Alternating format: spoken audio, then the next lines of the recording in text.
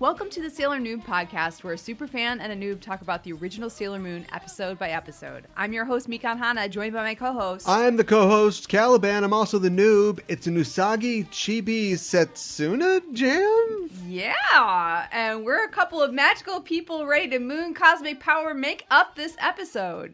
Today we are talking about episode number 121, Kokoro o Ubao Yoka. Daisan no Majo Teruru in Japanese, a heart-snatching demon flower, Tellu, the third witch, the English translation, and the English title, Fiendish Ferns. Fiendish Ferns. Yeah, it's a alliteration. That's all it is. Yeah. It's not a pun. No. That I can think of. Am I missing something? I don't know any pun that's like, if you said look out for this episode of Pretty Little Liars, best fiends, like that would be like a play on word. Sure. Oh, wow. Okay, hold on. I got to call the CW. They've got a new writer. Yes. But like fiendish ferns isn't anything, right? No. Yeah. Not as far as I know. All right, good. Well, anyway, yeah. good to be back. Yeah. Good to be back from break. Back in the saddle for right. some more senseless titles. From Cloverway, ironically, the plant company. Yeah. What's going on? I don't know. Cloverway, if that's your real name. Is it clover like pea shoots, pea plants? It's tomoyu or whatever. It's the stuff they put in sushi sometimes. Yes. Pea shoot leaves. Yes. Pea shoots and leaves. Yes, and they're very cute, and they taste good. I'm tired. I gotta tell you, I'm really tired. Oh, come on. I've been writing all day. I've been reading and researching all day, and I've been talking for a few hours already on other podcasts. So we got it. All right. Got my monster energy. Pound it. I'm going to go through so much drywall tonight and give you the best show possible. Okay. That sounds amazing. I'll tell you something that I'm not tired of, though. What's that? I'm not tired of welcoming a new patron to the Sailor Noob Patreon. A little tired. I'll mess that part up. And I'm going to continue on. Maximiliano has become an inner senshi. And welcome aboard. Welcome to the team. Welcome aboard, Maximiliano. To our squad. Yes. I was messaging with Max earlier, and he was talking about listening to the show and starting to catch up. So may or may not hear this anytime soon, but when you finally do, hey, what's up? Hey. You're behind. But he was talking about the fact that he is visually impaired, and one of the things that he likes is that, when we do the show, we talk about like what's going on the show. We talk about the action and what people look like and set the scene. And I, to be totally honest, like I hadn't been thinking about doing that, but we have, so we're going to keep doing it. Definitely have that as part of our syllabus going forward, and be thinking about that for any visually impaired listeners out there. Thanks again for becoming an inner senshi, and we hope that you are still listening by the time this episode comes out and you get a chance to listen to it. I wonder if people, listen, because our show's grown since the early days. I hope they don't hear like the first, 24 and go, oh, it's fine. I don't think they're that bad. Yeah, I suppose. Or like, I don't know, let's say that you have just seen the ever-loving love out of original Sailor Moon. No interest. Yeah. Can you just jump in? Like, if people are like listening and also watching along, I like to do that with TV podcasts. You can just jump in at like R or S, right? You could, if you are familiar with it and everything. You totally could. Maybe they don't get some of the inside jokes. Why do they say kid all the time? But hopefully it isn't too confusing for people out there. If people out there want to join our Patreon, they can at patreon.com/Sailor Noob. We've got, a whole bunch of other podcasts for you to listen to, plus outtakes from the show and all kinds of good stuff. I don't want to toot her horn for her, especially in this time of COVID. Oh, boy. But Mika and Hana will be appearing on a Sailor Moon 30-year anniversary panel soon at a local convention called Convergence Con in the Twin Cities. And looking forward to it. I mean, I'm not looking. I won't be there. I won't be there. All right. I'm looking forward to it. I don't want the whole show spoiled for me. But yeah, looking forward to that. And hopefully she'll have some news to report back. Yeah. Can you tape it? You could tape it, right? I think you probably could. I'll give you a digital recorder. Just record it.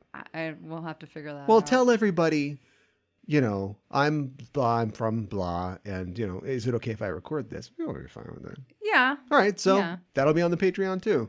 Oh, okay. All right, I'm saying it now. Okay. It's her fault if it doesn't show up, listeners. Well, But if you want to see if it's her fault or not, go to patreon.com/Sailor Noob. Would you like to give us a breakdown of today's episode? It's impossible to break down. Yeah. I'll just tell you right now. Okay. It can't be broken down. It's not funny. I will try to do it as fast as I can, but this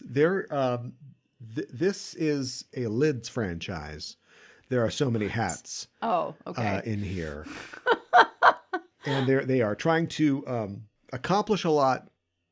All of this, 6-7 episodes from the end of the whole shebang. Yeah. And when I say I don't know what they're doing, that doesn't mean I don't like it. Mm-hmm. But I don't know what they're doing. Mm-hmm. But I know that it begins. Here's a hat. It's more like the back of a hat, the snap part. Yes. With the end of last episode. Yes. This is, I believe, the first time in canon where we literally just start back in the previously on Sailor Moon. In the previous episode. And we get a punishing recap of Mehmet's seeming death. Mm-hmm. This is the MIA on this one. Yes. Tellu pulls the plug on her. Away she goes. Yes. The inner Senshi watch this in confusion as the outer Senshi, Uranus, Neptune, and Pluto, watch from the back of the auditorium. Mm-hmm. They're a little surprised that this whole thing has escalated to witch-on-witch violence. Yes. But Uranus says that they have to defeat the Messiah of Silence, ASAP, before things get worse. Mm-hmm. They turn to leave, but Sailor Moon and the Senshi chase after them, saying, "Please, don't hurt Hotaru. She has avian bone syndrome. I have hollow bones, like a bird." She's not a bad girl. There must be another way. Uranus says it kind of sneeringly. She does. "You can argue ideals all you like, but it won't change this battle." The Senshi try to argue the other side of this, but Uranus says, "It's just wishful thinking. We'll seal away the Messiah of Silence and Sailor Saturn. The world that you want to create is nothing like the one that we do." Mm-hmm. But Chibi cries, "You can't! Hotaru is my friend. I believe in her. I'll protect her. I will!" Yes. As the outer Senshi walk away, Tuxedo Mask puts his hand on Chibi's shoulder and he gives him the nod. He's like, "Yeah, all right. Yeah. Maybe a little, this is pretty cool what we did last episode." Yes. Why didn't they show that? Yeah. Gotta show Mehmet's death all over again. In Club Silencio. No, I banda. The Messiah of Silence asks, "Have you brought a pure heart yet?" She asks this of Dr. Giggles, who says, "I'm very sorry, just a little longer." But the Messiah says, "I need many pure hearts or I'll never fully awaken." And as she says this, we get a view of the classic Sailor Moon bad guy pose. This is the outstretched hand in the foreground, fingers up, as if she's grasping for something. And we see her face through her fingers, her eyes glowing red. And she says, "I won't let anyone get in the way of my resurrection." Mm-hmm. Resurrection, eh? Uh-huh. Funny you should mention. There was someone else looking for pure hearts who came back to life. A simple desert handyman named the T-800. Come with me if you want to live. LA's like a desert, set in LA, Sure. T2, right? Yeah. He's a handyman. He holds out his arm. He pulls all the flesh off of his forearm. Does his hand. do that. He's a handyman. He is a handyman. He's looking for pure hearts. He finds a little boy who loves Guns N' Roses. It's not weird at all. Foster parents are dead. After she says this, she seems to have one of the usual seizures. And gosh. for just a second, the blackness that seems to swaddle the faces of these weirdos disappears, and we see Hotaru. Yes. She says weakly, "Chibiusa." And Dr. G calls out, Meshia! And we see also his actual face, Professor Tomoe, not the shadowy Dr. G. It's kind of like they're both dropping character for a moment. Yeah. You know, Chibi uses her safe word. Oh, no. I don't really like that one. Let's just move on. Okay. But only for a moment, as the darkness returns to their faces and the Meshia says, "Give me them pure hearts!" And Dr. G says, "Right away." Business also continues in the witch's office. We zoom into the door, which now has a 3 crookedly affixed over the 4, which is still up. This proves that Mehmet had a greater attention to detail when she was paying attention. Yes. The phone rings and we see the desk of Tellu. And Tellu working on her computer. Potted plants litter her desk. She picks up the phone. It's the professor. He says he likes her idea to use plants to get pure hearts. He says, "Our plans haven't worked well lately, so it might be time for something different." As he talks, we can see the phone headset that he's using has been taped back together. I know. Nice bit of continuity. Yeah. This is also why you get your phone replaced before you greenlight the assassination of your IT person. She's gone. Yeah, she's gone. No more phones for you. Youzetaru IT Services, not getting any service there. No. He says, "I'm expecting good things from you, Tellu." And she says, "I'm prepped and ready." And we pull out to see hundreds of plants in her office, shelves stacked to the ceiling with plants. How deep is this lab? It's pretty deep. This apparently. is a big room in the lab. Back down in the lab, the basement lab, Dr. G hangs up the phone and Cowrie arrives with some coffee. Or maybe she made it in an Erlenmeyer flask behind him. I don't know. We know that's how they do things here sometimes. Yes. He says, I've been really stressed lately and my shoulders are tight." And she says, "Oh, let me massage them." Should we be here for this? I know. Where's this going, Dr. Weinstein? I know. It's maybe a little inappropriate. It's a little inappropriate. As the Uranus-Neptune love theme plays, gross, Yeah, he that's says, kinda gross. "You've really helped me well as a secretary." And she says, "It's only natural. You resurrected me after I died." Ladies, if a guy resurrects you, you don't owe him anything. Right? Your formerly dead body belongs to you. Yes. She goes on to say, "I'd do anything for you. After all," what is this? Thankfully, he interrupts her to say, "It's a shame for someone of your skills to remain a secretary." Again, it's even money that this is going someplace bad. Yes. Evidenced by the fact that he says, "Do you get what I mean?" Get the clown suit. Oh No. my God. What he means is revealed when he says, "I want you to return to the field." And she starts to argue with him, but he gets up and he says, "I'm counting on you, Cowrie." And he walks off. She calls after him, but he says over his shoulder, "You're the only one I can rely on, Cowrie Knight." She looks after him wistfully and says only, "Professor," before her expression darkens. But her eyes light up with fire as she powers up, her hair whipping in the sudden wind. Flames wreath her, burning her clothes away. The room fills with blinding light, and when it fades, we see Cowrie now clad in a vampy black dress. Actually black, not dark purple, with a high collar, high cuts up the thighs, gray leggings, a dark onyx pendant around her neck, black earrings, and a ton of cleavage. Are you okay over there? Very Morticia Adams, or Yes. the girl Morticia is worried about. Ms. Steelier Gomez. She leveled up. Yes. She's Colonel Collarbones now. Death has only made her stronger. Yes. Cowrie Knight. Yes, that's what they used to call me. That was my name. I am Cowrie the Black. And she Yes. disappears to do her master's work. Do you think that, like, 'cause she, like, paused quite a bit when he said you should return to the field. Do you think she had, like, some PTSD about, like, returning to the field because of the way she went out or something like that? That she need a little, like, a boost, a little confidence boost to go back out there? I think that she doesn't want this to be over too quick, Okay. right? Yeah. If she's probably. out there, how many witches do you need? Forget about it. Right? Like, come on. Like, it's unfair for the Sailor Scouts. Yes. And we'll see how true that might be later on. Yeah. But first, across town at Flower Shop Teruno, a crowd is forming. They sellin' flowers. The shop attendant says they don't require water or fertilizer. This Tellin flower brings good luck. And we see, indeed, Tellu is the shop girl. Yes. This is some old school Sailor Moon stuff. I know. Got a bad guy handing out free stuff. It's going to go all needful things on people. Got stacked redheads floating around. Maybe we'll get a little moon tiara action in a bit. Yeah. Tellu says in 2 or 3 days, a cute pink flower will form. How much would you pay for this great item?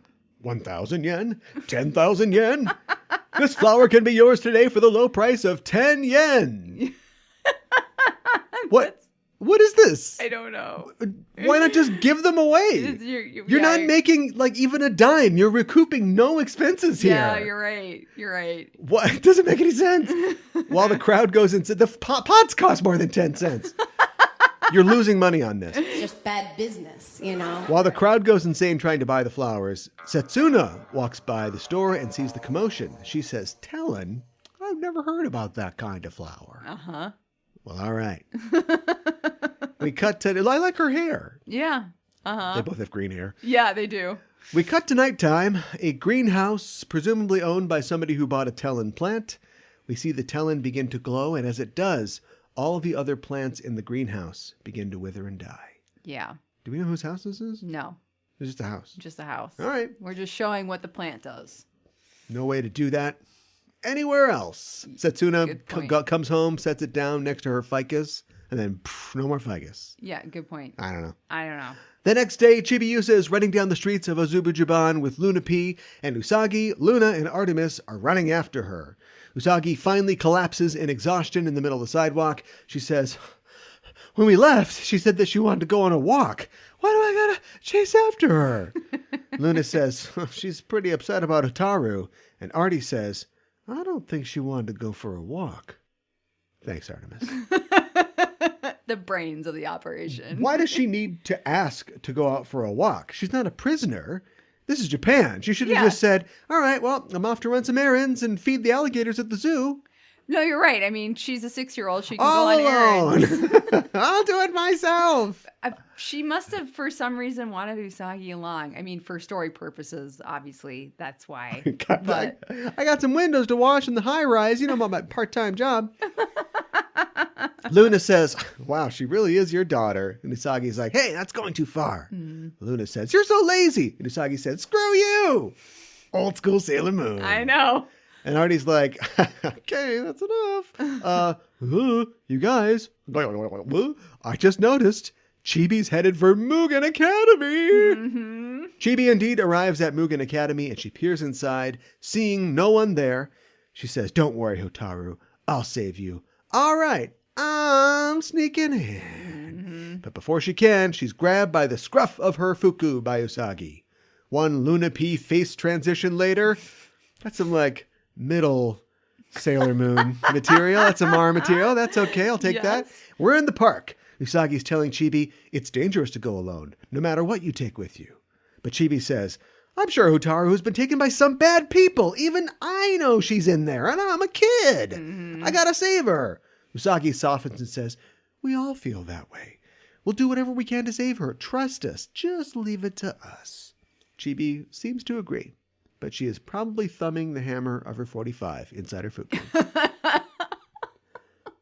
We go back to Club Silencio. Youzetaru once again comes to and finds herself on her throne. She asks, what am I doing here? She gets up saying, Chibiusa. We cut to a darkened office where a Tellin plant is being scanned and the data is being analyzed by Setsuna. Yep. Who's wearing a white lab coat. So you know that this is serious. Yeah. She says, a plant that can absorb all the moisture from the air. Impossible. But a lot of plants have been withering lately. Is this plant responsible? As if in response, the Tellin plant begins to glow, and the bulb opens to reveal a cute, terrifying pink flower that crackles with energy. The energy builds until the plant explodes. But as the dust settles, Setsuna sees her glowing staff floating towards her. The garnet rod protected me, she says with relief. Even though that didn't sound like relief when I did that. Back to Flower Shop Teruno, Youzetaru is walking by when a voice calls to her, young girl, would you like a good luck flower? This is the last one, so what the hell? Here you go. Hotaru says, it doesn't make sense. How do you even make money? But she takes it, thinking that Chibi might like it. As Hotaru walks away, Tellu says to herself, the first stage is complete. But fortunately, she says it quiet enough that no one hears. Yeah. You don't want to get into a Josie and the Pussycat situation. That was close. Excuse me? The doorbell rings at the Tsukino household. Chibi answers it, and it's Hotaru with a plant. Chibi is jazzed to see her friend, but Usagi ruins it by sticking her head out to say, huh? What's going on? Huh? Chibi steps outside and slams the door, and Usagi's like, rude! Aren't they looking for this missing girl? Yes, they have who been. is demon-possessed by the Antichrist? Yes. And that lady with the green hair said that she was going to explode the sun? Yeah. You're not interested in this at all? She's like, oh, there she is. Last scene, we're going to do everything we can. This scene, more snacks. No. Try to change the channel, Marge. Like, what the hell? I think she's like just so taken aback that Chibiusa is being rude to her that she doesn't think about the fact She doesn't that notice past her. Maybe she doesn't see her. But past her is the girl she just said, oh, we'll help you find her. We know that she's possibly been taken by the enemy. No, she knows. And She whether, sees her. Okay, then what? She just doesn't. She's just so dumbfounded. Chibiusa is a blind spot for her. That Chibiusa does anything like to her, she just like loses it for like at least a minute. You have a cat, a hypothetical cat. Uh-huh. Your cat is lost. Yeah. And I don't know, it's a bad neighborhood for cats. I don't want to break that down. I don't even want to think about I know that. there's a lot of cars in the neighborhood. Okay. And so I say, look, no matter what happens, I'm going to help you find this cat. Mm-hmm. Then we go home. Yeah. Ding dong. Again, I don't really know how any of this works. You open the door, the cat's there. You're like, oh my God, the cat. I'm like, what's going on?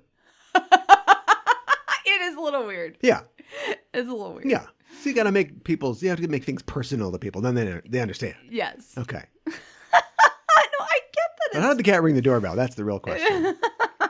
Outside, Hotaru gives Chibi the plant and says that it brings good luck. And Chibi says, yeah, you could use some luck too. Hotaru says, I'm hopeless. I tend to hurt people without realizing it. There's a side of me no one knows about, and I'm afraid to make friends. And Chibi's like, I know what a metaphor is now, so I'm not scared. Clearly, you're speaking metaphorically. Hotaru continues, you make me feel more confident. That's why She slumps to the ground. Chibi rushes to her side, and Hotaru says, why, I want your pure heart. And her eyes glow red. I know. Chibi says, oh, fuck! Metaphors are lies! As Hotaru reaches graspingly for Chibi, Usagi, who has been watching all this with the cats, jumps out and yells, Chibiusa! But something inside Hotaru seems to stop her short. Her eyes return to normal. She says, well, what was I doing just now? She seems horrified as she reaches out to Chibi and says, I need your help. Your delicious help. Oh my God. I'm afraid. Stop me before I kill again. Chibi says, I'll help you. But Chibi doesn't know what the hell she's talking about, because above them appears Kaoru. Yes. Everyone is shocked as she says, I've come for you, Hotaru. Chibi tries to stand in front of her friend, but Kaoru blasts her back into Usagi's arms. Kaoru grabs Hotaru around the waist and rises up into the air with her, and Chibi can only watch as the pair vanish into thin air. Mm-hmm. I said air too many times. That's all good. Later, Usagi, Chibi, and the cats are sitting on the porch, and Luna says, that was definitely Kaoru.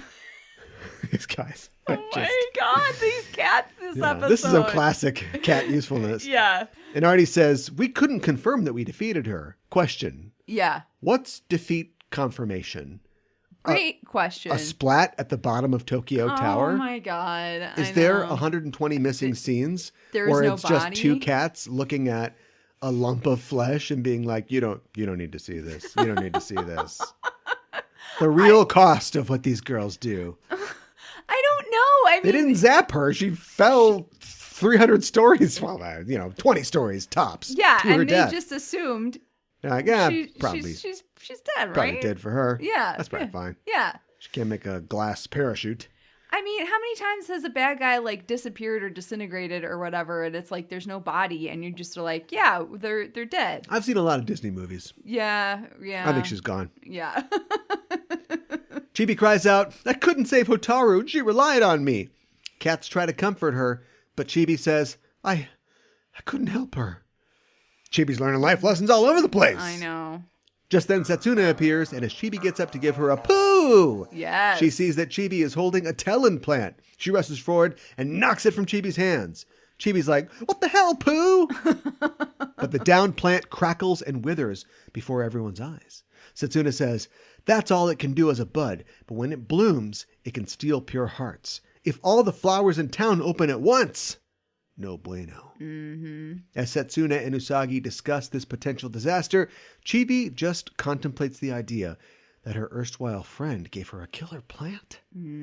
As Setsuna and Usagi are planning to head off the menace, Chibi suddenly says, I'll handle this. Give me 24 hours to prove that Hotaru is innocent. It's like more or less what she says. Yes. Back again at Flower Shop Teruno. You guys are still in business? Apparently they are. Payload delivered. This place should be empty right now. Yeah. There should be a single toilet in the middle of it. They got to get out of Dodge. Yes. This is not how you do a grift. No. Anyway, people are lined up for more death flowers, I guess, phase 2.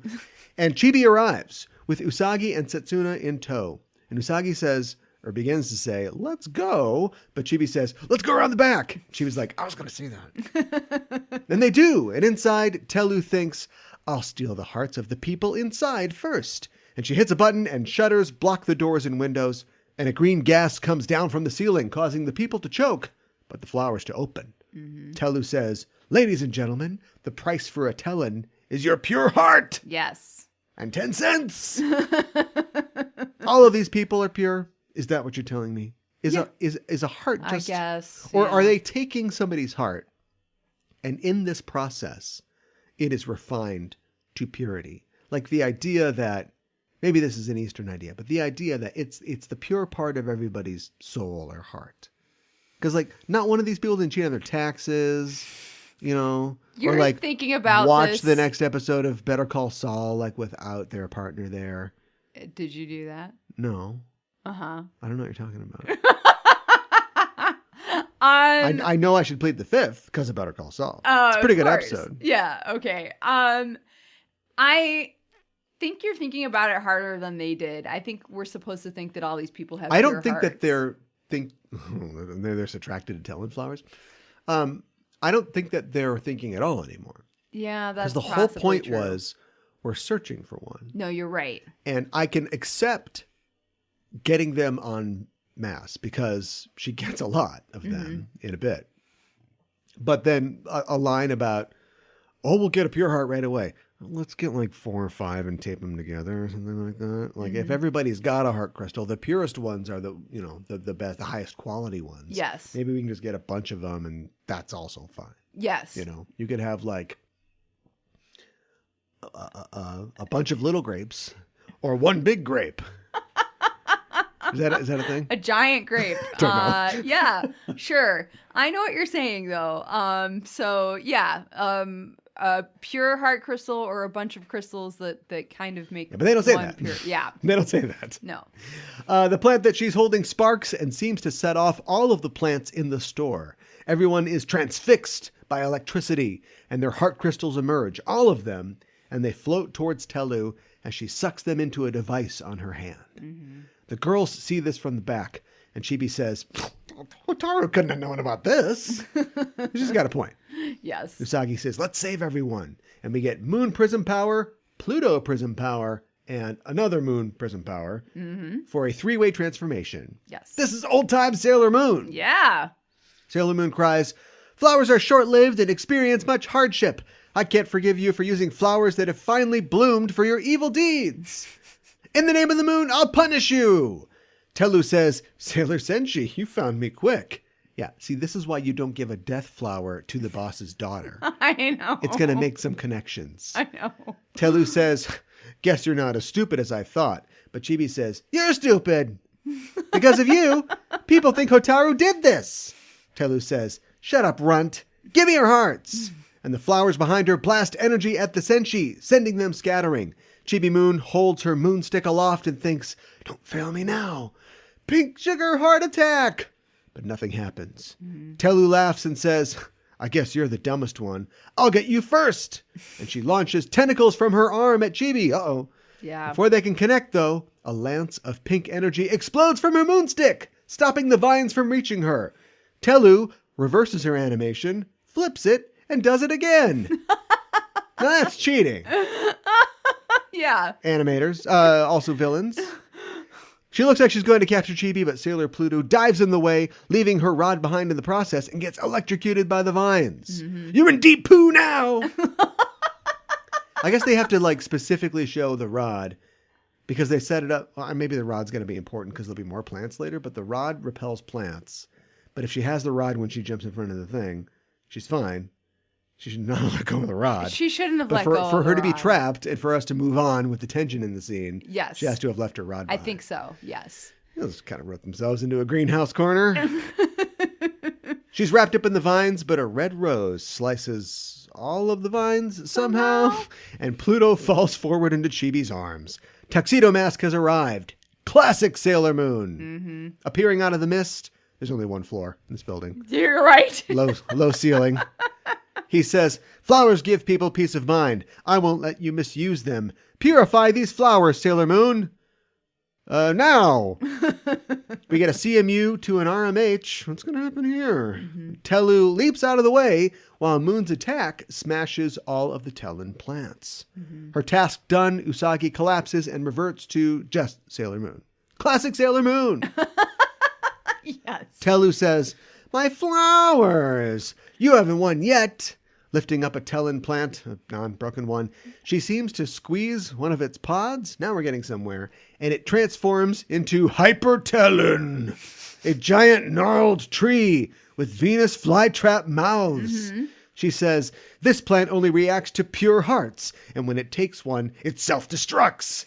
You have fun. I'll take these to the professor. And she indicates her hand device containing the pure hearts. As she turns to leave, though, Tuxedo Mask whips a rose through her device, shattering it and setting the heart crystals free. This is not good. No. This sets off a whole chain reaction. Yes. Tellu dives for the hearts, but her giant plant goes nuts when it senses them. Then it wraps her up in its tentacles, but she shoots out Wolverine vines from her hands. She wraps the tree up in the tentacles and starts electrocuting it. The flytrap maw escape, heart crystals everywhere, dogs and cats living together, mass hysteria. And the whole kit and caboodle seems to explode and vanish. And everybody's like, well, that's the hell of a thing. What did I just see? That's all as well that ends well. Yes. On the ground, Usagi sees a Mugen Academy student handbook. Yes. For one Ru-Teruno, Yeah. a.k.a. Tellu. Yes. What? Printed by Convenience Limited. Tuxedo Mask says, Mugen Academy is suspicious. Yeah. Didn't we already know that, though? Across the room, Chibi tries to revive Pooh. She's just smacking Pooh. She's trying to lift Pooh up. When she comes to, Chibi says, I'm sorry I caused all this trouble, but I'm sure Hotaru's innocent. She's my friend. And we pull away. Yes. We zoom out through the roof somehow. And Tuxedo Mask is like, oh, I could have gotten through there. Dang it. there's However, a the camera is skylight. getting through the ceiling. Yeah, right. Yeah. See, I told you that Setsuna was a scientist. Yeah, sure. She had her lab coat. Yeah, she was she doing got sciencey it things. from Target. Sexy scientist, the plastic bag costume. Wow. Okay, so probably shouldn't spend. I spent a lot of time doing that because a lot was going on. So let's maybe try to get through our discussion fast. I want to say first of all, thanks to Esmer in the chat in the Discord for showing us that cool breakdown of animation directors and their styles. Yeah, that was really on neat. different episodes. And for as far as I can tell, I think it's just a rotation. I think it's just like you're up. However many animation directors that we have, we just go 1, 2, 3, 4, 5, 1, 2, 3, 4, 5, whatever. But as I began to watch this one, I immediately knew it was Taichi Nakamura Oh, okay. because the art was not good. Oh, okay. I was immediately like, oh, I just learned that name because I only remember bad things and not good things. No! And Why don't you remember good things? And as soon as I started watching this, I was like, Nakamura.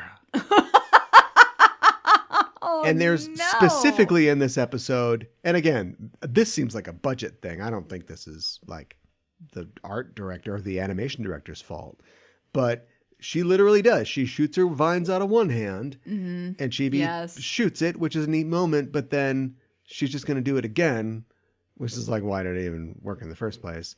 And it is literally just, they rewound the animation. Yeah. So the vines come in, and it's flipped. And then they go back out. It's the same thing. They put their thing down, flipped it, and reversed it. Yeah. Like,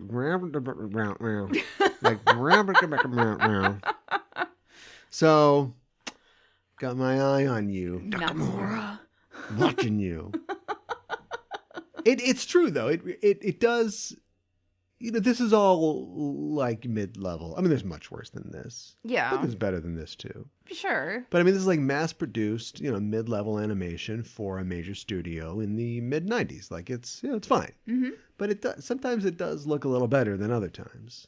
Sure, of course. And there's just 200 episodes, so that's absolutely going to be true. And I don't know how much it affects individual things. You know, you design a character, you've got like, you know, breakdowns and the way a character is supposed to look. Mm-hmm. And that's all well and good. So again, this is not Nakamura at all, but Tellu's kind of boring. I don't like Tellu's design all that much. Yeah, I just think that's just kind of boring. It's just kind of flat.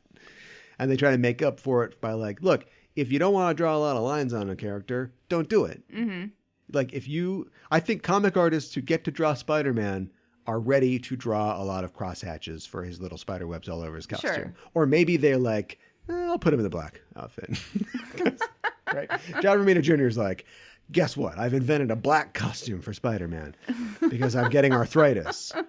But, you know, if you put a lot of crisscrossy things and stuff on the character, you're going to have to draw all that stuff in motion. And that's, you know, not fun. And maybe if you're on budget and there's, you know, you're out of time, maybe you rewind a little film and just do it that way. Yeah. But all I'm saying is commit to something, you know, have a strong idea and commit to it, or just do something else. And I don't really like her. Maybe she gets a glow up like Kaori does later, but not great so far. Well, I think that the design is based on Nako Takeuchi from the manga. So sorry, sorry, Nako. You know, you design a lot of characters. Maybe not all of them are going to be your favorites. So that's okay. They can't all be fives, right? So that's up to me. That is up to you. You're absolutely You're right. throwing that out to the universe and chance, and I'm saying that it's literally up to me. You're right. It is up to you. Whether there are five or not. Poison ivy at all? A little bit, yeah. Yeah, actually. Red hair, obviously, but yeah, but I think, you know, the green hair because of the plants and stuff like that, but that must be Setsuna's thing too. So, you know, when you think about the character of Poison Ivy, and I can't remember if we talked about this on this show or not, but the way that DC names characters, you know, if a guy is named like, Tempest Fidgetus, it's like, I'm the Clock King. I never knew that my destiny would involve me doing something time related, but here I am. Sure. And like somebody was using a little restraint when they created Poison Ivy because her name is Pamela Isley, which if you're drunk or like eat a lot of mashed potatoes, there's like Poison Ivy. Yeah, but I do get what you're saying. There's just a little bit of restraint.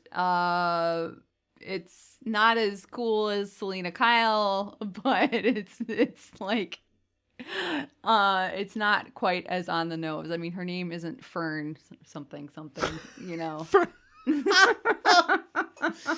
Yeah. Or Rose or something like that. Yeah, right. Yeah. Lily Rose. Yes. Fernington. Right, exactly. I don't like it. Let's talk about manipulation. Let's talk about grooming. Popular topic right now. But we're not going to go anywhere over there. The professor is interesting. Yes. Sometimes you think it is just a translation or a dub thing if you're watching an English thing, but we're getting it from the source, baby. Mm-hmm. I guess we are having a translation of the text into a Yes. sub, but still. He says the same thing to everybody. He says, "You're my only hope. He does. I'm relying on you." Mm-hmm. Person's name. Uh-huh. Yeah, This is right. These are like You're super seducer absolutely right. techniques. You're right.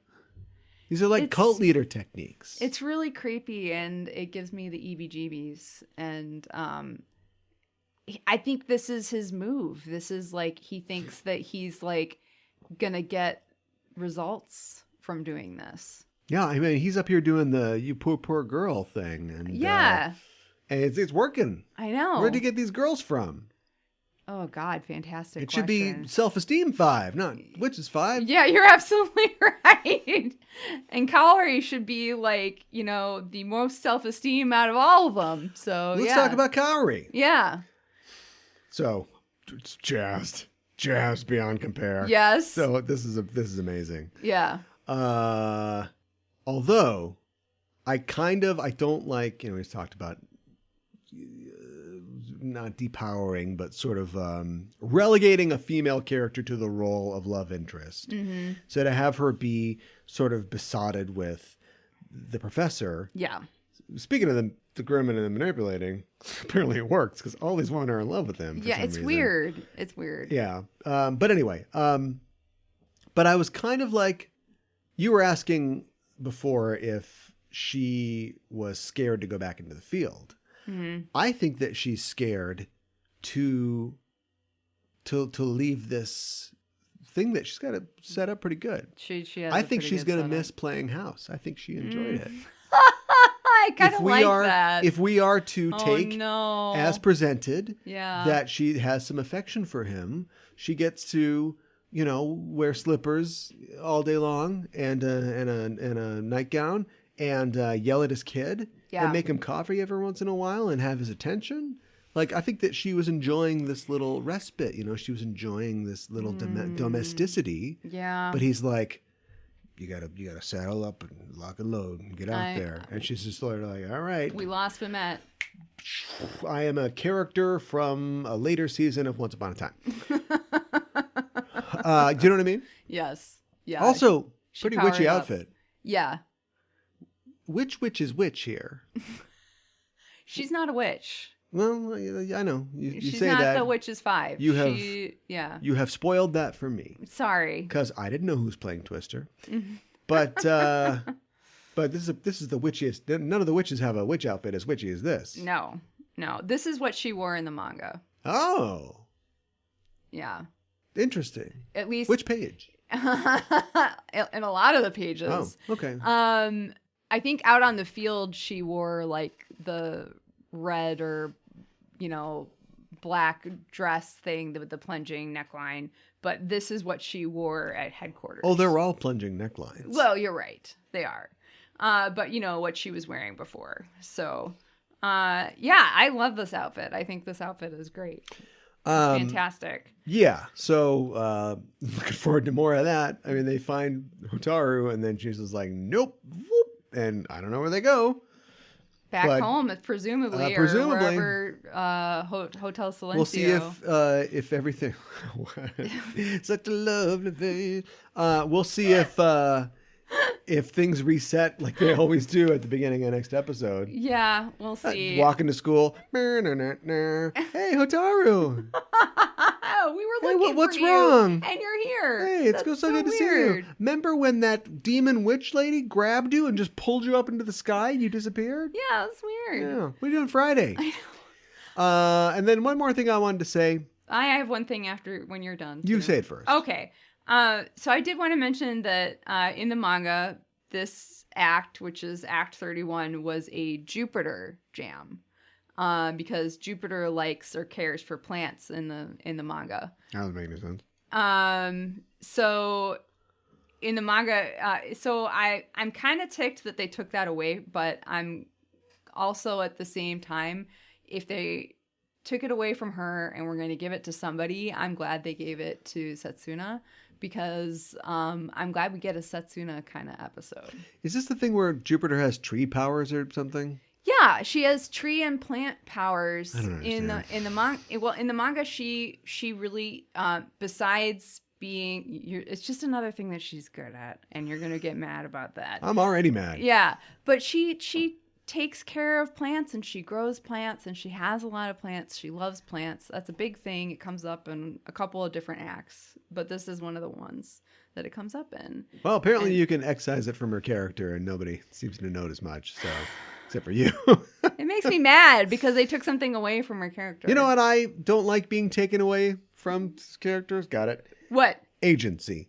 I don't like that either. Why at the end of this thing is they're being attacked by the Little Shop of Horrors, Yes. and Poison Ivy, and Chibi is in trouble, Pooh is down, and Usagi does not just sit She there. just does nothing. Do something. I know. She just, they don't even explain. Like, she jumps away and she's even in like a ready crouch. You're right. Were you gonna like animate something where like she gets hit on the head with a flower pot and goes down or something? She just sits there and then waits for Tuxedo Mask to show up. Like, she's just Maybe at this waiting. point she's just looking at her watch and she's like, he'll show up. Maybe that's what she's just waiting for. I now. also got kind of mad. Maybe she is waiting She's like, for we're that. about 2/3 of the way through this thing. Maybe she is mad about that or waiting for that. But like, she could have done Moon Tiara action. We could have gotten some old Sailor Moon goodie there. They don't want to draw that. Actually, you don't have to draw that. You just get the cells out and just run the clip. Right, exactly. You just Well, they don't run do it that. again. I don't know why. I was kind of mad that Pooh dropped her rod. I'm like, use it. so much- Attack her. There's so much to work with there. I know.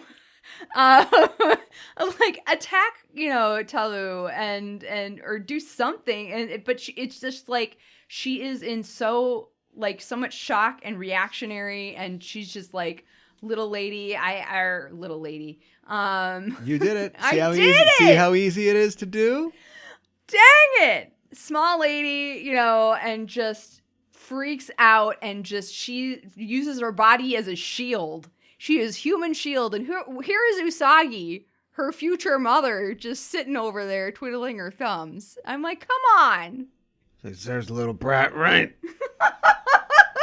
See what happens when you don't clean your room in the future? Oh my god.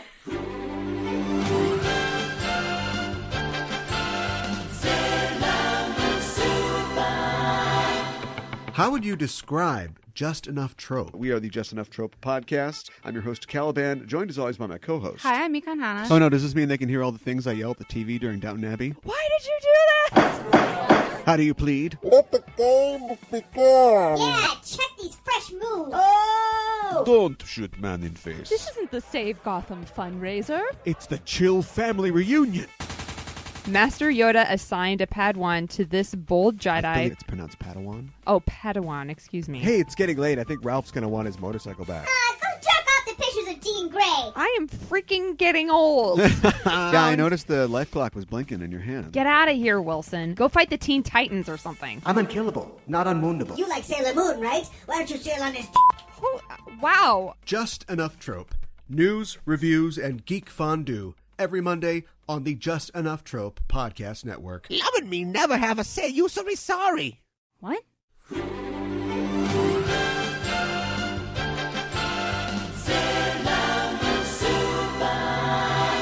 Today for Kyoro Kyoro Miru, or Curiously Looking Around, where we talk about elements of Japanese culture within the episode, we're going to talk about ikebana in Japan. So ikebana, or arranging flowers or making flowers alive, is the Japanese art of flower arrangement. It is also known as kado, or the way of flowers. The tradition dates back to the Heian period, though there are forms of it that existed before that, when floral offerings were made at altars. Later, flower arrangements were instead used to adorn the tokonoma, which is the recessed space in a Japanese-style reception room in which items of artistic appreciation are displayed. That's usually where you'll have like a scroll of calligraphy or some sort of, So that's artwork or pottery or Okay. that sort of thing. like a conversation piece. Yes. Items of artistic appreciation sounds better. Yes. And a lot of times it's like the reception room, so people would like greet people. It's in a traditional Japanese home, and they would have talk to guests there, and so there's a conversation piece, and you could appreciate the art and that sort of thing. Ikebana reached its first zenith in the 16th century under the influence of Buddhist tea masters and has grown over the centuries with numerous distinct schools that exist today. Ikebana is counted as one of the 3 classical Japanese arts of refinement, along with kodo for incense appreciation and chado for tea and the tea ceremony. Ikebana is from the Japanese ikeru, which means to arrange, have life, be living, and hana, flower. Possible translations include giving life to flowers and arranging flowers. The pastime of viewing plants and appreciating flowers throughout the 4 seasons. Did you know that Japan has 4 seasons? I feel like that's a huge... whenever you see like a lot of YouTube videos and stuff like that will talk about like the 4 seasons of in Japan. Like there's just like when you're talking about travel stuff. Wait, like in Tokyo? Oh no, like The 4 seasons? So a lot of times I was with you for a while. Okay. And then they were like, then I was like, oh, the 4 Seasons Hotel? No, she's talking about the 4. Why are we adjudicating this? The 4 Japanese- seasons? And then you're like, yes. when you travel, I'm like, it's the hotel. It's definitely the hotel. No. Japanese tourism. When you're at the buffet and what is she talking about? Japanese tourism is like Japan has 4 seasons. Like it's like this, but they're 4 distinct seasons. All right, so you're watching tourism videos. We know that about you now. Okay, all right. No, but everybody just comes like during the summer, which is weird. I think you would come during the summer because you think, oh, this is when you come. But it's going to be hot when you're there in the summer. Yeah. And they don't think to come. Well, maybe they come in the spring, too, because of the cherry blossoms. Mm-hmm. But you don't think to come in the fall or the winter. Is a great time to go. And you can have a great time at an onsen in the winter. Mm-hmm. Yeah, absolutely. At downtown, 4 Seasons, Tokyo. Right, exactly. But appreciating flowers throughout the 4 seasons was established in Japan early on through the aristocracy. Waka poetry anthologies such as the Man-yoshu and the Koken Wakashu from the Heian period included many poems on the topic of flowers. With the introduction of Buddhism, offering flowers at Buddhist altars became common. While in China, the Buddhist priests were the first instructors of flower arrangement, but in Japan, they only introduced its crudest elements because it basically went on, like many things in Japanese culture. Yes, it came over from China, but then they developed it and made it their own. Sure. For a long time, the art of flower arranging had no meaning and functioned as merely the place. It has no meaning. It means nothing. There's your flowers. It's merely the placing of flowers in vases to be used as temple offerings and before ancestral shrines without system or meaningful structure. The first flower arrangements were composed using a system known as shin no hana, meaning central flower arrangement. A huge branch of pine or cryptomera stood in the middle with 3 or 5 seasonal flowers placed around it. These branches and stems were put in vases in upright positions without attempting artificial curves. Generally symmetrical in form, these arrangements appeared in religious pictures in the 14th century as the first attempt to represent natural scenery. The art of flower arranging developed slowly, with many schools only coming into existence at the end of the 15th century following a period of the Civil War. The 8th shogun, Ashikaga Yoshimasa, who lived from 1436 to 1490, was a patron of the arts and the greatest promoter of cha no yu, the tea ceremony, and ikebana. Yoshimasa would later abdicate his position to devote his time to the arts and developed... Oh, yeah. Wait, we've talked about this guy before. I think we have, yes. And he developed concepts that would then go on to contribute to the formulation of rules in ikebana, one of the most important being that flowers offered on ceremonial occasions and placed as offerings before the gods should not be offered loosely, but should represent time and thought. Wise guy. All right, so these dandelions won't do then. No, absolutely not. Yoshimasa's contemporaries also contributed heavily to the development of flower arranging. The celebrated painter Soami, a friend of Yoshimasa, conceived of the idea representing the three elements of heaven, humans, and earth, from which grew the principles of arrangements used today, which I'll talk about a little bit later. During this time period, flower arrangement was known as rika, or standing flowers. This has since developed into one of the many styles of ikebana. It was developed as a Buddhist expression of the beauty of landscapes and nature. Key to the style are 9 branches that represent elements of nature. So I was reading up on rika, and it's usually put in a specific kind of vase where it's all, there's standing up straight. And all of the elements are in the arrangement are made to look like they're kind of like one plant, if that makes sense. Like growing out of the same stem, or yes. Okay. And they can be different plants, but they kind of look like they could possibly be the same plant, if that makes sense. Okay. Huh. And a part of rika is that it's probably the most rigid of the styles, because it has 9 points that you're supposed to, like, I don't know all the points, and this is a lot for an audio medium, but there's like 9 different points. Like this is the tallest point, and this is the point that's all the way over here, you know, like a template to follow, yes, but like in 3D. Yeah. So you can, fool around with what you use, but like there should be a plant at all of these points. Right. Yes. Okay. Can you? All right. Like, can you do that with food? Or like an edible bouquet? Oh God. So it's like, well, oh my God, I don't know. That's a good idea. The honeydew goes here, but the Snickers bar has to come out to here. I don't make the rules. Hey man, this came about years and years and hundreds of years ago. Okay.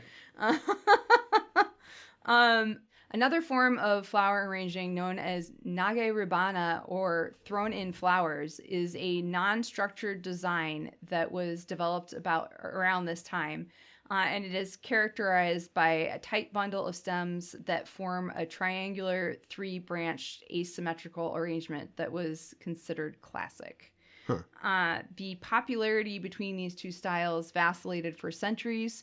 In the beginning, rika was stiff, formal, and more decorative style, while nageribana was simpler and more natural looking. Another style, seika, which means pure flowers, developed much later and consists of only three main parts, known in some schools as ten, heaven, chi, earth, and jin, human. So this is what I was talking about before. It is a simple style that is designed to show the beauty and uniqueness of the plant itself. So this also the style is typically done so it looks like it's one plant, but it has only 3 points. So it's more simplistic. So it has 3 points, I should say. Okay. In order to be truly appreciated, seika arrangements should be displayed in a tokonoma and admired while sitting on the floor in front of the arrangement. Now, this is kind of a traditional way of looking at it, but so the negative space in the alcove and the negative space in the arrangement itself is also considered while creating the piece of art. The moribana, or piled up flower style of ikebana, developed as a way to create a more three-dimensional flower arrangement that is meant to be appreciated from all angles. All of Japan's most celebrated generals notably practiced flower arranging, finding that it calmed their minds and made their decisions on the field of action clearer. Notable military practitioners included Toyotomi Hideyoshi, one of Japan's most famous generals. So there you go. You know what American generals do? What do they do? Drink. Yeah. I know, but it's interesting. I read something that was like, practitioners think that it really makes you have a clearer head and everything. And some people want it to be absolutely quiet and no distractions around them while they're doing flower arrangement because they want it to be part of the experience. Okay. So, in the latter part of the 17th century, Korin, the famous lacquer artist known for his exquisite designs, strongly influenced ikebana. In this period, the combination of a pattern or design with lines that followed the natural growth of the plant produced the most pleasing and graceful results. So he did like lacquer work, and like there'd be like lines on it that maybe they'd be straight lines, maybe they'd be curved, but basically people would use them for vases, and they would want either the straight lines or the curved lines to be mimicked in the ikebana arrangement itself. Okay. So that was very popular. Special orders sure upset us. The most popular schools today include Ikenobo, Enshu-ryu, and Misho-ryu, amongst others. Followers and practitioners of ikebana, also referred to as kado, are known as kadoka. A kado teacher is called sensei. 9 out of 10 times as a teacher in Japan is going to be sensei. Right. Since flower arrangement arrived in Japan from China together with Buddhism, it was naturally imbued with Chinese and Buddhist philosophy. The Buddhist desire to preserve life lies at the root of much of ikebana practice and has created most of the rules of flower arrangement, controlling also the shapes of the flower vases formed as to help the prolong of the life of the flowers. So basically, like the shape of the vases also were meant to prolong the life of flowers. So like they have like wider openings at the to kind of have better airflow with the water and everything. Huh. Yeah. Okay. Contrary to the idea of multicolored arrangement of blossoms, ikebana often emphasizes other areas of the plant, such as its stems and leaves, and puts emphasis on shape, line, and form. Though ikebana is an expression of creativity, certain rules govern its form, such as the idea of good and evil fortune in the selection of material and the form of the arrangement. The concept of hanakotoba is the Japanese form of the language of flowers. Okay. Wherein plants are given specific coded meanings varying based on the color of the flowers, the presence of thorns within the height of tall plants, the combination of flowers used in garlands, and the different types of flowers themselves, amongst other factors. For instance, the colors of some flowers are considered unlucky. Red flowers, which are used at funerals, are undesirable for their morbid connotations, but also because red is supposed to suggest the red flames of a fire. That's not to say that you can't have red flowers in ikebana, because they do have red flowers. So I don't want people to get that impression. But an odd number of flowers is lucky, while even numbers are unlucky and therefore undesirable and never used in flower arrangements. With odd numbers, symmetry and equal balance is avoided, a feature actually seldom found in nature. So that's a big part of ikebana as well, is it's always asymmetrical. So this thing, like, I mean, it's just one flower, but this thing in the episode about like having a lucky flower or something like that, that's all part of this. That's a total thing. You could have it. Yeah, you could have a lucky flower for sure. I read something that like if you're going away, if you're announcing you're going away from, you're moving away from home or what have you, you can use like a willow branch, because that's, especially if it's like in a circle, it's supposed to represent going away and going on a long journey, and hopefully you're coming back again, you're going to be fine and that sort of thing, and coming back together, coming back home. How many people in Japan know this stuff? Probably people who do ikebana. Yeah. This is like how, like, oh, my birthstone, and it means this, and it's this, and it's like, it means that to you? Does anybody know that? I don't know that how many people who don't. I mean, I'm not trying to criticize it. Yeah, I'm just saying, no. It doesn't seem like there's a lot to know. It's a lot about to flowers. know. Well, and you look up the hanakotoba, the language of flowers. There is so much stuff in there. It's like amaryllis apparently means shy. And let's see here. Azalea means patient, modest. Like, I'm like, okay, bluebell means grateful. Sure. A cactus flower apparently means lust or sex. So there you go. I don't know. And I don't know when, that kind of developed and came about. But it's, I think if you do ikebana, you know those things. All right. So, another ikebana person's like, that's pretty grateful. I like that. Well, but it's interesting because the language of flowers, I was listening to a podcast today, and they was talking about Queen Victoria had sewn into her dress and then in her garlands orange flowers, because they're supposed to represent fertility and I think innocence as well, and that sort of thing. Okay. And so that became a huge thing for years. Just orange flowers everywhere. And supposedly Kate Middleton used like an orange flower or orange blossom perfume on her wedding day. Oh, okay. Yeah. So it's still kind of like used today. Whatever you're comfortable with. Yeah, exactly. So anyways, there's a little bit of that, I guess, that people know. But the thing the Japanese most seek in a vase shape is what will best prolong the life of flowers. For this reason, vases are wide open at the mouth, because unlike in Western flower arranging, they do not depend on the vase itself to hold flowers in position, believing that the oxygen entering through the neck opening is as necessary to the plant as the oxygen it receives directly from the water. Thus, the water remains sweet much longer than in small-necked vases.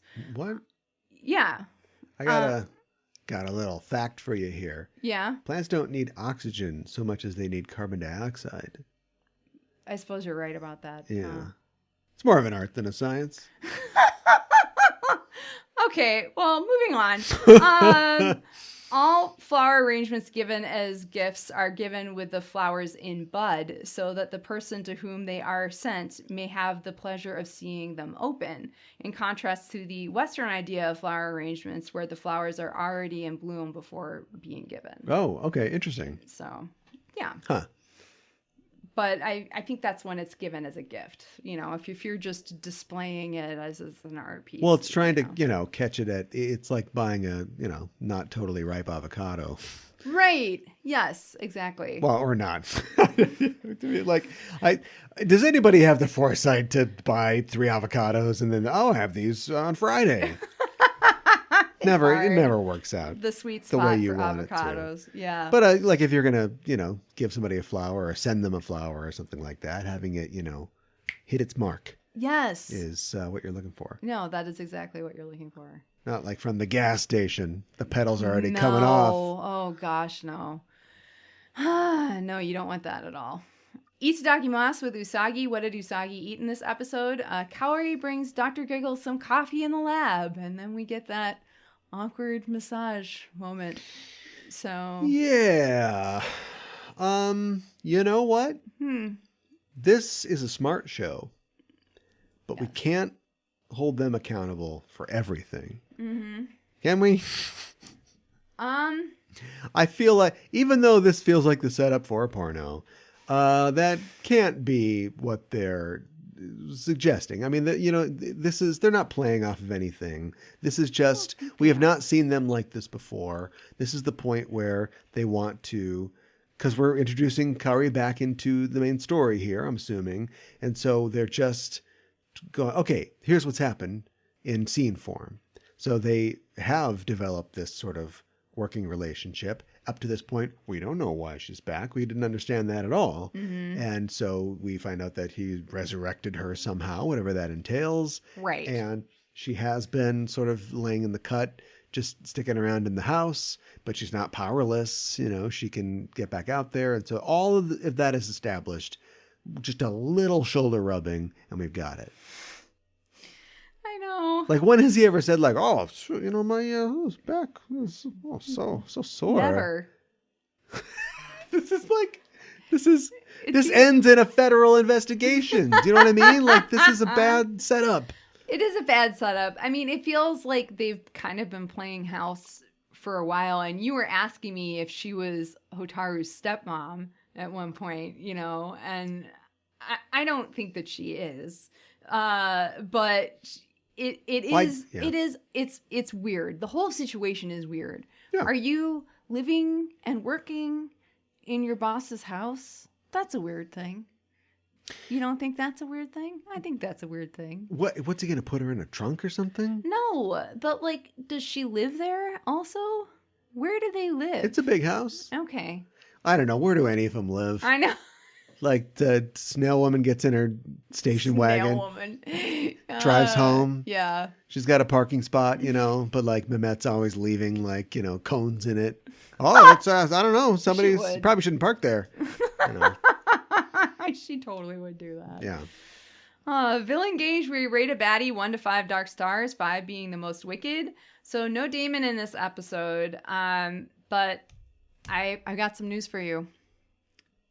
This is the last episode with Tellu in it, so I think we need to rate it. I told you! Yeah. All right. Yeah, so she I think, dies when her plant self-combusts. Well, to be fair, she lays out that, like, this, you don't want to be around this plant when things happen. Yeah. Whoop, here I am.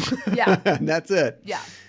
Hoisted by her own petard. Yes. So I do have some stuff about her name. Sure. Her name most likely comes from a rare oxide mineral known as tellurite. Yeah. Which reminds me of Star Trek. Or Telluride. Yeah. Right.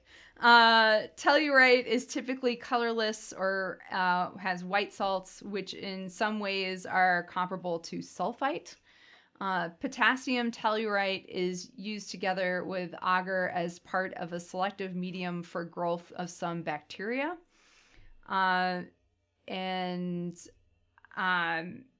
Basically, it helps other species reduce tellurite to elemental Te, which is, I think, tellurium. It's an element. Yeah, it's an element, which stains the bacteria black, essentially. Huh.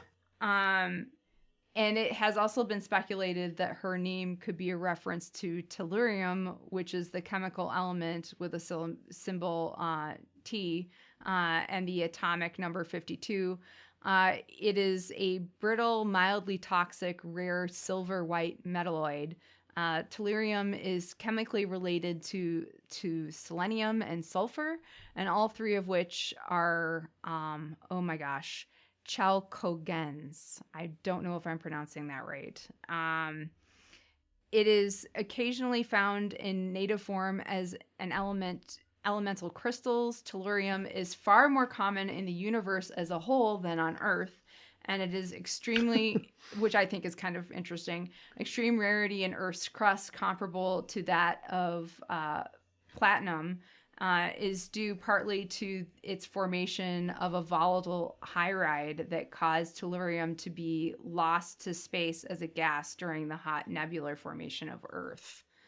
I think she's most likely Tellurite, though, because all of them have been minerals so far. Yeah, right. And it's, I wasn't kidding. The town of Telluride, Colorado, is named after that element. That's so because, weird. well, it was named by, like gold prospectors. And Telluride, can forms ore with gold. So you're looking for things like that when that are shiny. When you're mining for gold, like gold isn't just like, it's Minecraft. I found pieces of gold in the ground. It's mixed with other elements. It's alloyed. It's in ore form. Chalcogons are part of a particular group on the periodic table. Okay. And they are, it's the same group that oxygen is part of. And they, I believe they tend to react, well with, like oxygen reacts well with stuff. How do you pronounce it again? We live in it's weird because we went from like a print society to like a visual society, kind of back to a print society because all the words are on little tiny screens now everywhere. That's true. So these things kind of go through different. When I was in school, it was Chalcogen, but that might not be accurate anymore. Okay, well, that's good to know because I saw it and it's like, wow, I've never heard this word out loud, and I got to it and I suddenly don't know how to pronounce it. So anyways, her alias, Telluno Lulu, the kanji for Telluno, which is her surname, translates to illuminate, shine, or reflect, and the no is field. Lulu translates to stop, and then there's like a small, so the kanji is stop, and then there's like a small character after it that does not have a specific, the character itself does not have a pronunciation, and it only indicates that the previous syllable is repeated. So it's like stop, stop. Huh. And it's just so it could be Lulu with a kanji. It could just be the name Lulu as well. Well, yes. And which is, an international name. Yes. And I believe that was her, because I think I mentioned this before in the manga, they all had aliases that went to Mugen Academy. That was her alias at Mugen Academy. Sure. So names are kind of like flower arrangements in that they kind of mean whatever you want them to mean, don't they? Yeah. Unless you're Dolores, or your name is literally derived from a word. Google is useless for some things. It can be. Finding reviews of pharmacies. Also finding out baby names, because if it was 1982 and you walked into a Walden Books, so far so good. Yep. And you were listening to the latest Sheena Easton jam. Sure. Still going. And you picked up a baby name book. Are any of those names right? Or did Dr. Joyce von Hansen, whoever wrote the book, just make up a bunch of baby names? Do you know what I mean? No. Some of it's traditional. How do you collect this information? How far are you going to go for a Walden Books coffee table book for some expecting parents? And that's only exploded on the internet now. So go ahead and Google your name and see, yes, that one meaning that your mom told you it was when you were 4 is probably there, but a ton of other things are probably also there. Yeah, that's true. I swear my dictionary growing up had a whole section for baby names in the dictionary. Your dictionary? I swear to God it was in the dictionary. The Merriam-Webster / Joyce Verhoeven, whatever I said. I swear it was in the dictionary. Dictionary and baby name book? I swear there were baby names in the dictionary. Maybe I'm just completely making this up and this was a weird fever dream that I had. But yeah, I swear that was true. I just remember looking at a book and looking at names and looking at their meanings and stuff like that. So, for instance, if you look up Lulu, it says that Lulu is a girl's name of Swahili, Hawaiian, and Tanzanian origins, and it's like, that's a pretty big spread of origins. Mm-hmm. It also just throws in at the end, it has roots in Arabic. It's like, okay, well, once again, you've introduced something completely different. You've introduced a lot of, and then also later on, if you say, Lulu sounds like an English name. It is an English name. It means famous warrior. Lulu, the famous warrior. The famous warrior Lulu, yeah. Is the name Lulu French? Lulu is a French girl name. It means famous warrior. Well, which is it? Is Lulu a German name? Lulu means famous female warrior. Oh, here we go. From Old High German, Hlut. Okay. Famous and loud with Vig, which means war, battle, fight. But Ludwig, that's Ludwig. You just created Ludwig. So you're saying like Lulu is like the female version of diminutive Ludwig. form of Ludwig. That's weird. I don't See what I like mean? that. Yeah. So your name can mean whatever you want it to mean. Or if you want to go by Pulp Fiction, I'm an American, honey. My names don't mean shit. Should we talk about Tellu's design? I know you didn't really we'd like it that much. Fine. But I liked her green hair. She has like 2 little buns and like some curly ringlets, and it's green hair. And I liked all the crisscrossy stuff. I thought that was cool, all the straps. But it is kind of more generic when you compare it to like Mehmet's or Udile's outfits. But I feel like her skirts look like the upside down part of, or the green part that a flower comes out of. Do you know what I'm talking about? Okay. I feel like it looks like that, like upside down, which looks very Poison Ivy-esque. And like the fishnets are a good touch too, I feel like. Yeah. So yeah, and she's got big pink circular earrings too. So yeah. I guess we're up to our rating already. I really like her overall design. I love her hair. And like I said, I like the crisscrosses on her arms, all the straps. I like all the stars they incorporated as well. I like that she's using plants instead of daemons to steal hearts. I like that she grows vine-like hands as an attack. I like that she was ready with her... I thought it was a syringe she had to put into her plant with something in it. Oh, okay. But the big plant is called a hypertalloon. So there you go. The big Audrey 2 is a hypertalloon. You know, that ended up being her downfall. Like, she was like ready to power it up, but that killed her. Didn't really know her that well. I think she did a good job besides getting herself killed. I liked her, but it's not necessarily enough for the highest of marks. So I will give her 4 out of 5 dark. Wow. Maybe I'm generous. Allow me to remind you that this lady beat Mehmet. Okay?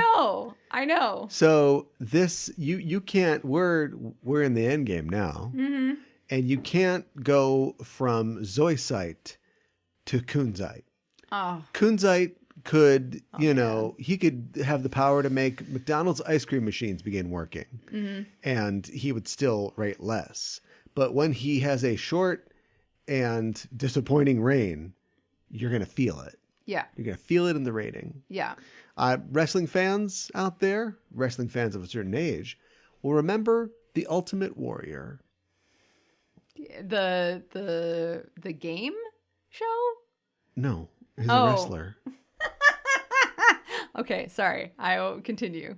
An up-and-coming wrestler that was being groomed to take over from Hulk Hogan. Because, let's face it, we've had enough Hulkamania. Hulkamania can't run wild indefinitely. We gotta have a challenge to this thing, right? You gotta challenge this guy.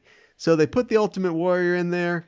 He's doing pretty good. They set him up. Looks like the fix is in, right? You get to WrestleMania, the Ultimate Warrior wins. And immediately it's like, but this guy sucks, and has no staying power, and he's not interesting at all. And, then he drops the title to Sergeant Slaughter, of all people. Sergeant Slaughter? Are you kidding me? So I guess I'm predicting that the next Witch is going to suck too, but this sucks. Mehmet, Hulk Hogan, Tellu, Ultimate Warrior. Oh, wow. Come on. Okay. All right. 2 Okay. 2 dark stars out of 5. Wow. Okay. Now we're up to our rating. I like how heartfelt and passionately Chibiusa defends Hotaru and says that she will protect her. I love that the door and the lab now says Witches 3 and that Dr. Giggles' phone is taped together. I like that Dr. Giggles is encouraging Kaori to return to the field, gives her that courage to do just that. Yeah, go bad guys!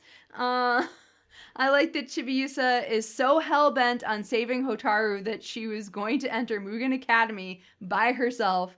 And I love that Usagi tries her best to reassure her that they will do whatever it takes to save her friend. I like that Sailor Pluto runs in to shield Chibiusa from Tellu's attack.